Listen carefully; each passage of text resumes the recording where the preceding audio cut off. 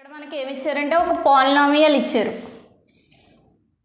2x³ plus kx² minus 14x plus 8 అనే polynomial ఇచ్చారు.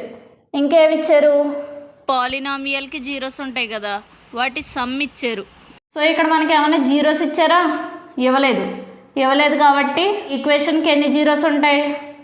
Highest power ఎంత అయితే అన్ని జీరోస్ ఉంటాయి. అంటే 3 అనేది హైయెస్ట్ పవర్ కింద ఉంది. ఇక్కడ x దగ్గర 1 ఉంది, ఇక్కడ 2 ఉంది. హైయెస్ట్ పవర్ ఎంత? 3. హైయెస్ట్ పవర్ అనేది 3 ఉంది కాబట్టి దీనికి 3 జీరోస్ ఉంటాయి. కాబట్టి నేను ఆల్ఫా కామా బీటా కామా గామాని 3 జీరోస్ అని తీసుకుంటాను. ఆ జీరోస్ యొక్క sum alpha plus beta plus gamma, ఆ సమ్ అనేది 5/2కి ఈక్వల్ అంట. అయితే k వాల్యూ అనేది ఫైండ్ అవుట్ చేయమన్నారు. సో దీనికి సమ్ ఆఫ్ జీరోస్ 5/2 అని ఇచ్చారు.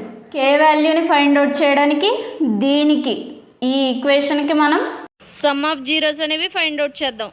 ఇదే ఫామ్లో ఉంది. ax³ plus bx² plus cx plus d అనే ఫామ్లో ఉంది. ఈ ax³ plus bx² plus cx plus dకి alpha comma beta comma gamma అనేవి రూట్స్ అనుకుంటే దీనికి సమ్ ఆఫ్ ద రూట్స్ ఏమవుతుంది? Alpha plus beta plus gamma equals to minus b/a అవుతుంది. సో ఈ రెండిటిని కంపారిజన్ చేస్తే ఇది దీనికిలాగే ఉంది కాబట్టి దీనికి కూడా మైనస్ b/a అవుతుంది. సో ఇక్కడ కంపారిజన్ చేస్తే b ప్లేస్లో ఏమొస్తుంది? k. కాబట్టి దీన్ని ఎలా రాసుకోవచ్చు?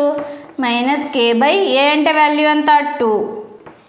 ఇది ఈ పాలినామియల్కి వచ్చిన సమ్ ఆఫ్ ద రూట్స్. ఇదేమో మనకిచ్చిన some of the roots.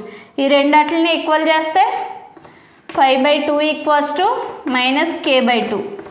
2 cancel. Minus k equals to 5. k equals to minus 5. So k value ఎంత? -5. ఇది మన ఆన్సర్.